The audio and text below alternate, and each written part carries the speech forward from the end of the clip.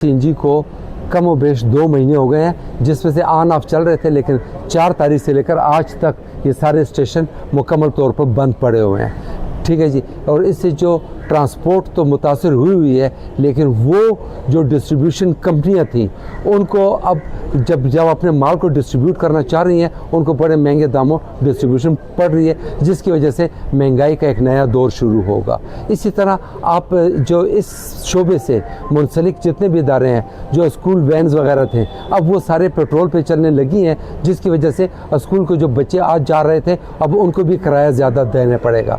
Transport जो rickshaw है, taxi है, ड्राइवर है, लोडर है, ये तमाम चीज़ें। लेकिन सबसे बड़ी बात यह कि सीएनजी में कम व बेश 2 लाख लोग से ज़्यादा डायरेक्ट एम्प्लाई हैं, 6 लाख लोग इनडायरेक्ट एम्प्लाई हैं। तो ये जो 2 लाख मुलाजमीन है, इसके साथ आप फैमिली भी डाल दें, अगर 10 बंदे भी डाल दें तो 2 मिलियन आने पाओ, ये बेरोज़गारी का सामना करना पड़ रहा है। लेकिन सबसे बड़ी बात यह कि इस टाइम हमारी जो पैदावार है कम व बेश 600 MMCFD है, जिसमें से हमारी 40 MMCFD पूरी कंजम्पशन है इंटायर खैबर पख्तूनख्वा में।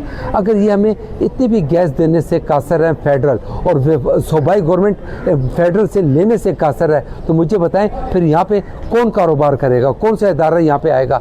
हर एक स्टेशन पे 15, 20, 25 करोड़ रुपये लगे हुए हैं, 25-30 एम्प्लॉइज़ हैं, तो ये जो एम्प्लॉय भी बेरोज़गारी के दामन पे चले जाएंगे, और जो करोड़ रुपए का कारोबार है ये भी ख़त्म होकर रह जाएगा। कितने स्टेशन हैं आपने? हमारे यहाँ जनाब तकरीबन सूबे में 600 CNG स्टेशन हैं, प्लस माइनस में 600 स्टेशन है, और ये 600 के 600 तबाही के दाने पे खड़े हैं। 2 माह से हो गए हैं, ऑन ऑफ चल रहे थे, लेकिन 4 अप्रैल से मुकम्मल तौर पे बंद पड़े हुए हैं। देखिए जी, उसको तो जो नुकसान जो पड़ रहे हैं, जो फिक्स कास्ट है, जैसे लेबर है, जगह का किराया है, बिजली का बिल का फिक्स चार्जेस हैं, गैस के बिल के फिक्स चार्जेस हैं, आपको जो टैक्स हैं जो फिक्स देने हैं, ये तो आपको देने ही पड़ेंगे। ये हर स्टेशन की अपनी मिकदार के मुताबिक है। छोटा बड़ा स्टेशन इनको मिलियन रुपीज़ का नुकसान आना पड़ेगा।